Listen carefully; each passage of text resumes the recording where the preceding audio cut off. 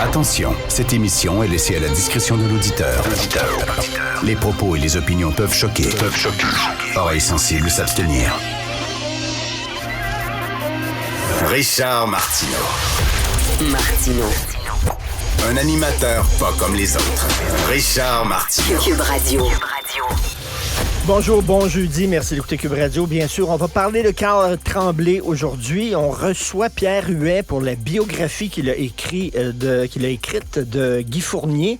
Et je vais en profiter pour lui parler des Cowboys fringants, parce que pour moi, les Cowboys fringants, c'est vraiment les enfants spirituels de Beau Dommage. Hein. Pierre Huet, c'est lui qui a écrit les paroles des grands succès de Beau Dommage. Et je pense que il y a un groupe à qui on s'attachait beaucoup émotivement, c'était Beau Dommage. Pour une certaine génération. Et les Cowboys, c'est comme le Beau Dommage d'une autre génération. Donc, j'ai très hâte de l'entendre là-dessus. On va en parler, bien sûr. Le pont Jean-Cartier est finalement réouvert pour ceux qui sont à Montréal. Il y a des gens qui manifestaient devant le pont, qui bloquaient le pont parce qu'ils demandaient un cessez-le-feu à Gaza. Pensez-vous que Benjamin Netanyahou, il a rappelé les gens de la Knesset, là, qui est le Parlement israélien, puis qu'il a dit là, faut revoir notre politique, là, parce que regardez ce qui se passe à Montréal. Il y a des gens qui sont en train de bloquer le pont Jean-Cartier.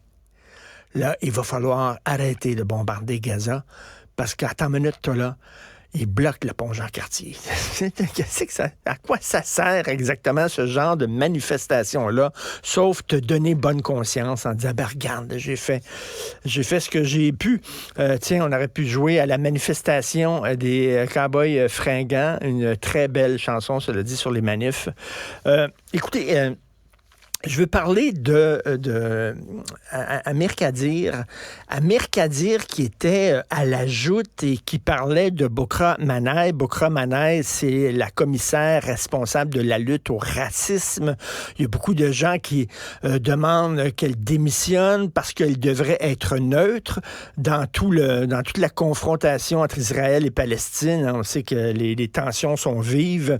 Elle, c'est une militante. Elle a pris parti à des manifestations avec un T-shirt, un chandail aux couleurs du drapeau palestinien. Elle était présente lorsque Adil Sharkawi a harangué la foule en disant que les ennemis de Gaza devraient mourir un à un, frappés par Allah. Elle était là dans la foule et il y a des gens qui disent qu'elle a perdu toute autorité morale pour faire sa job de lutter contre le racisme. Elle est trop juge et partie. Elle devrait partir. Puis moi, je suis tout à fait d'accord avec eux. Je trouve qu'elle n'a absolument pas sa place. On écoute un extrait. Il était à la joute, je crois, hier ou avant-hier. On écoute un extrait. Contre votre avis, moi, je veux féliciter cette femme d'avoir eu le courage au moment même où tous les commentateurs, tous les animateurs étaient sommés par de puissantes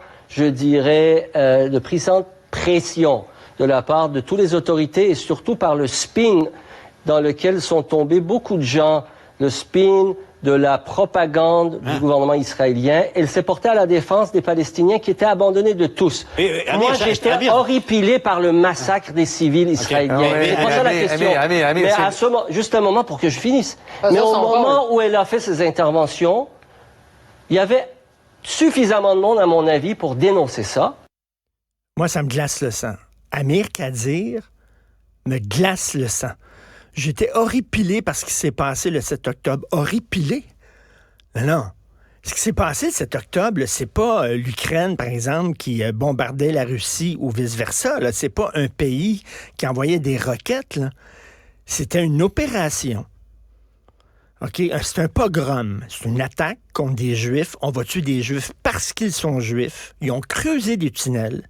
Ça a pris des mois, sinon 1 an d'organisation. Ils sont rentrés dans des maisons privés. Ils ont tué des enfants, torturé des enfants devant leurs parents. Ils ont violé des jeunes filles devant leurs parents. Les filles étaient violées de façon tellement sauvage qu'elles avaient le pelvis défoncé. Ils ont coupé des bras d'enfants devant leurs parents. C'est épouvantable. C'est un degré de sauvagerie jamais atteint depuis la Deuxième Guerre mondiale. Et lui dit, oui, ben, il y avait suffisamment de monde qui parlait de ça. Moi, j'ai beaucoup de respect pour Mme Bokra-Manaï qui parlait de l'autre côté. Attends une minute, au lendemain du 7 octobre, il y avait une chose à dire. C'était épouvantable ce qui s'est passé. Et je rappelle, M. Amir Kadir a signé une pétition disant que les combattants d'Hamas, il faut arrêter de les traiter de terroristes. Ce ne sont pas des terroristes, ce sont des résistants. Ce sont des combattants résistants. J'ai énormément de misère avec le discours épouvantable d'Amir Kadir. Je dirais pas que c'est un discours antisémite, mais taboire, ces critiques d'Israël, là, tu grattes là, derrière, puis en dessous, là, c'est pas très beau ce qu'on entend. Bref, moi, les propos d'Amir Kadir puis sa position là-dessus, ça me glace le sang.